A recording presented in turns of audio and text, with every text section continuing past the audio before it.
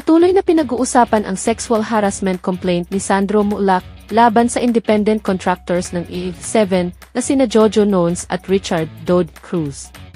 May nakaschedule na Senate hearing sa Agosto 7 at dinggin din ang reklamo ni Sandro sa TV sa Biyernes, Agosto 9. Ayon sa legal counsel ni Nones at Cruz, si Atty.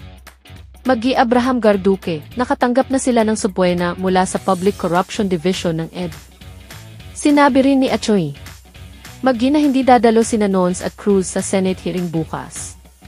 Si Atty. Maggie lang ang dadalo sa tindiye sa Biyernes para kunin ang complaint at magsumite ng counter affidavit. Dagdag niya, hindi kailangan dumalo ng kanyang kliyente sa Senate hearing dahil ang pag-uusapan ay tungkol sa mga pulisiya ng TV networks at talent agencies sa pag-handle ng mga reklamo. Ipinaliwanag ni Atty. Maggie na hindi empleyado ng ACIV Network o Sparkle Artist Management sina Nones at Cruz, kaya wala silang personal na kaalaman sa mga pulisiya ng mga ito. Pinaliwanag din niya na ang kasong isinampa ni Sandro Mulak ay kasalukuyang iniimbestigahan ng FBI at susundin nila ang criminal procedure.